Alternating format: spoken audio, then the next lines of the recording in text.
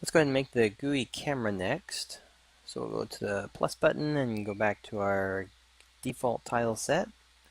And let's drag our default tile set down. We should have one called GUI Camera. And this one is going to be the setup so that all of the UI that we've currently been making, all the GUI elements, will have a spot to actually be placed so that you can see it, and then during runtime you can click on it and do things with it.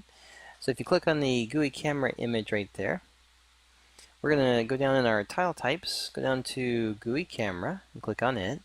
And GUI camera is actually separate from a GUI, from a standard camera, because it's very specific for its purpose.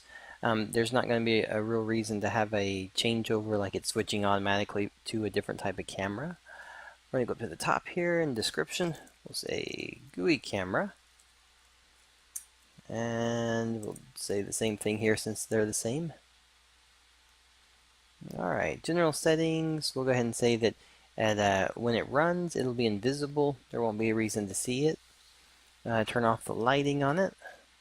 Now again, this doesn't mean, just so you can kind of get the idea, is that this can also be set to on. You could turn health on, and then you could actually say that a player could run over and shoot it and destroy it, and then destroy all the GUI that's on the screen. So you can do a lot of, like very different things with it, but as a standard, it's just, we're taking it as just a standard GUI camera that's going to show UI elements on it. The image offset, I'm going to move this one back just so that the actual image where you see the screen is going to be behind all the other UI elements. We could probably even move this, I'm going to move this all the way to the farthest back point. That'd probably be a better way to do it. Alright, we'll choose our thumbnail right there.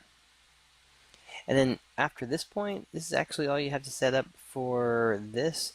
Let's go ahead and go down to our GUI settings, our grids and all those. The GUI settings, so show in-game, show in editor. That means that when you place a tile onto the GUI camera space, the viewport area, you're basically saying you want to see it while you're editing. You want to see where it's going to be inside the game.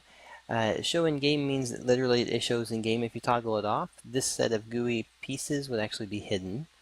The camera depth is actually the forward to backward. So if you wanted to have layer multiple GUI cameras, you can have things that are in front of and behind, and then move the entire thing forward or backward based on an event. Alright, and actually, let's set this one to, we'll do 0 right there. Alright, so for the grid is how much space is around it. So I'm actually going to make this one just a little bit more. We're going to say about 10 by 10. You may want to change the values. Usually 5 by 5 is good because it gives you enough to place a image on the side of the GUI camera, the canvas space. Something to note here is that there are two parts. You have a border, and then you have the actual viewport space. The border is so that you can go ahead and assign, when you drop a button onto it, you're attaching it so it stays there, and then it can move into the screen and be seen, but you have a spot where you can work with things. If you need more space, then you can just add more space to it on the grid. And then the colors for the grid, it kind of depends on how you want to set it up. The default way, if you know you're going to have a color, like if you know it's going to be a certain look, usually what I do is just take so this is going to be the border color, and then the layout area. Usually I just kind of take it for a gray tone, and then just do an alpha to it so that it kind of fades out into the background.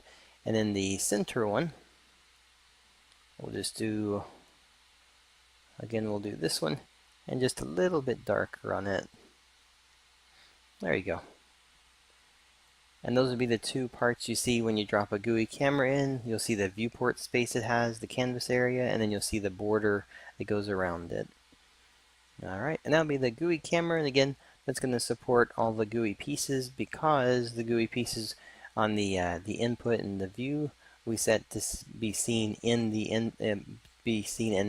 GUI camera, and the input to be touched or used based on the GUI camera.